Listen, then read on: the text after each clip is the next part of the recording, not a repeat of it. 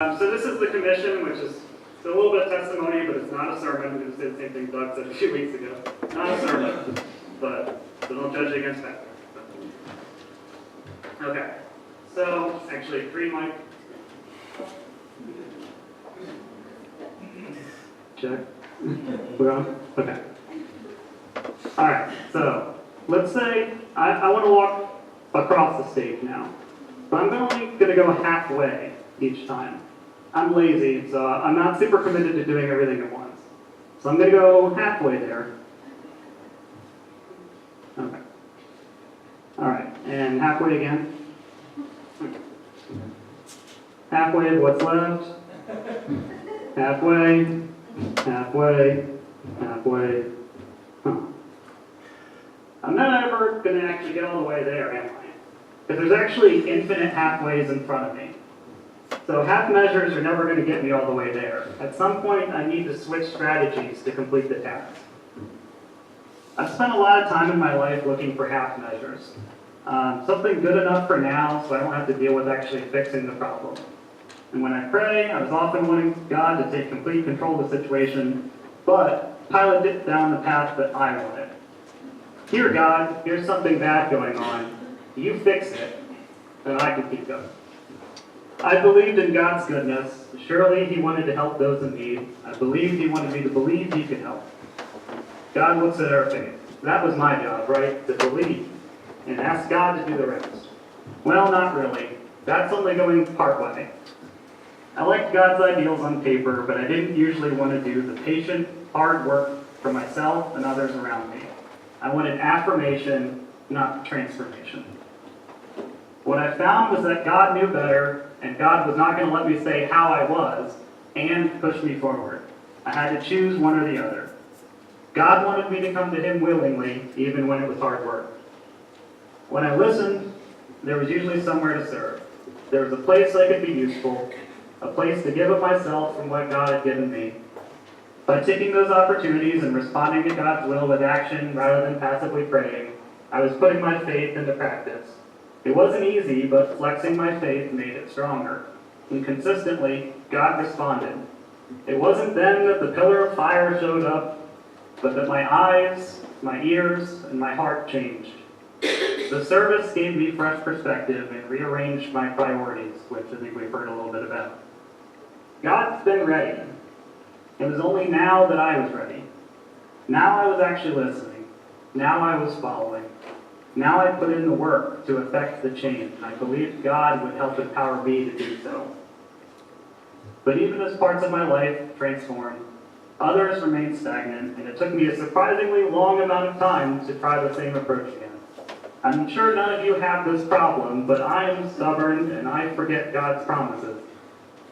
I think I see the best way, and I want God to help me go that way. If He doesn't, I'll try it myself first. But doing it yourself is only going part way, because inevitably there's complications I didn't foresee. I never quite get where I wanted to go. Only then do I call out to God to help me get the rest of the way there, and I might not even have been on the right path to begin with. God is wise enough to help you with this problem as well. God gave us our own wills and a path back to Him. He said to believe and to follow. No matter when we decide, He knows the best way forward. It's not complicated, but we come up with reasons and justifications to try to walk back the gospel, to stay safe and remain comfortable. Unfortunately, half-truths won't save us or transform us. Only following half of Jesus' teachings sends an incomplete message to the world that Christians really aren't so different. We have to strive to follow completely, to be that change, and to keep our witness true. So I picked a Bible verse as well. I didn't realize everyone was ready to do that, but that's okay.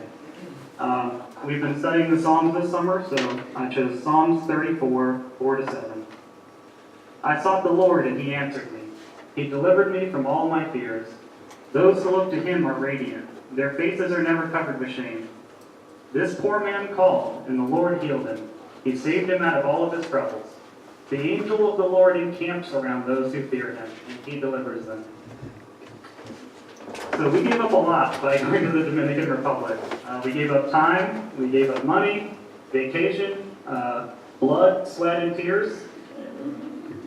We gave this to going out and fulfill God's will in a hurting world. We did this to build Carmela a house. We did this to grow closer to our neighbors in another land, to build our relationship with Bridges to community and grow closer as a team. We did this because we felt called to, and we answered. And when we were done, we had half a house. We'd done so much work to only go halfway again. No, the house would be finished just by some additional hands. And while things didn't always feel like they were going according to plan, they were following. In this instance, half a house was God's full measure. What we gained on this trip were valuable memories, friends, family, and the satisfaction of being part of a greater good. But what I think we gained the most was perspective. The perspective that only comes from firsthand experience and the kind that allows you to see even more of God's grace, mercy, and love. So while I was in the DR, even as I was exhausted and so many things were swirling around, God was working this fresh perspective to transform other parts of my life, parts that were stagnant because I lacked the faith to work on them. What God made more real to me on this trip was that faith, that new perspective came from listening and following. It came from not just belief in God's teachings, but the faithfulness of acting on them. I had to believe God enough to try, whether I was scared, unsure of the path forward, or lacked hope altogether. It was my job to be the change I wanted to see in the world. It was my job to be the light. When we worship God, we worship the parts of God we've experienced. But we only see a small piece of the glory of God.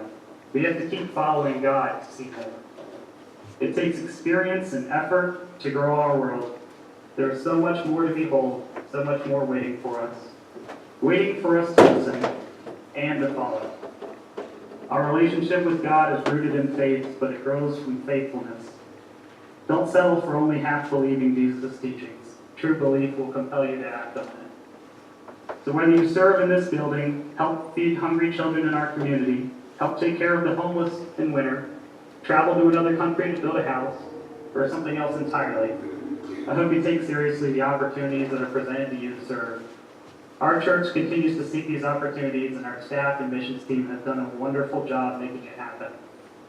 There are so many ways to discover more of God's love, and you can't grow only doing half the job. You need faithful action to grow. God will provide the means, but you must walk the path. And to walk that path, you must go more than halfway. You have to go all in with God to get there.